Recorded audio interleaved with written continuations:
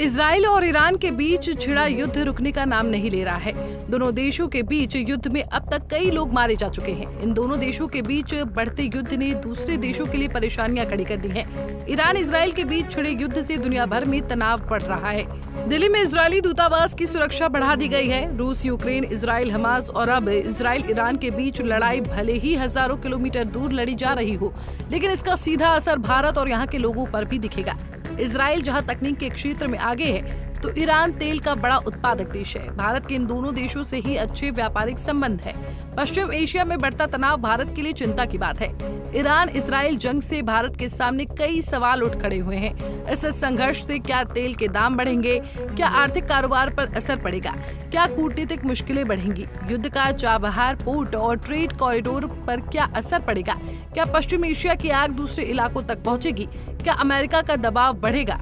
आइए बताते हैं कि इस युद्ध को लेकर भारत का क्या रुख है। भारत और इजराइल के बीच द्विपक्षीय व्यापार होता है। भारत इजराइल को हीरे, डीजल, विमानन टरबाइन ईंधन, रडार उपकरण, चावल और गेहूं का निर्यात करता है। भारत इजराइल से अंतरिक्ष उपकरण, potassium chloride, mechanical employees, printed circuit आदि आयात करता है। ईरान और भारत के रिश्ते भी बहुत पुराने हैं। भारत के साल 1958 से ईरान के साथ राजनयिक संबंध है। ईरान में करीब 4000 भारतीय रहते हैं, तो वहीं इजराइल में भी भारत के कई लोग रहते हैं। इजराइल में करीब 85,000 भारतीय मूल के यहूदी निवास करते हैं। करीब 18 से 20,000 भारतीय इजराइल में नौकरी करते हैं। भारत की विदेश नीति शुरुआत से ही कूटनिरपेक्षता के समर्थन में रही है।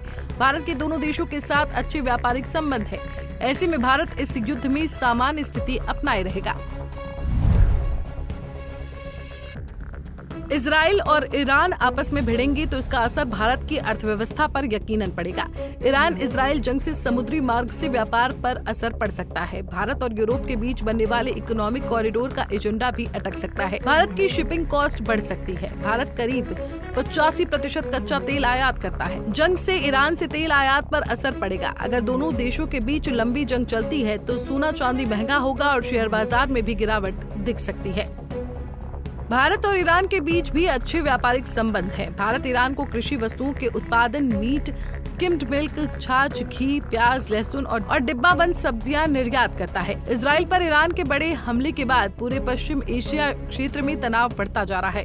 भारत के हितों पर इसके असर को लेकर चिंता भी बढ़ रही है।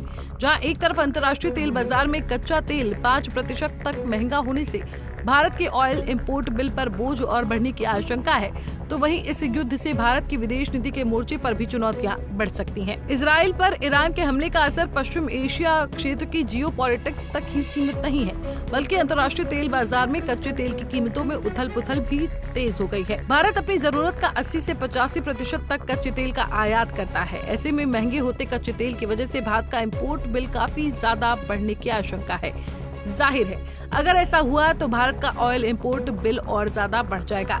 कच्चे तेल के महंगे होने का असर अंतर्राष्ट्रीय बाजार में नेचुरल गैस की कीमत पर भी पड़ने की आशंका है। भारत अभी करीब 50% अपनी जरूरत की नेचुरल गैस विदेश से आयात करता है। ये तो तय है कि भारत दोनों देशों में हो रहे युद्ध में समान स्थिति ही अपनाएगा।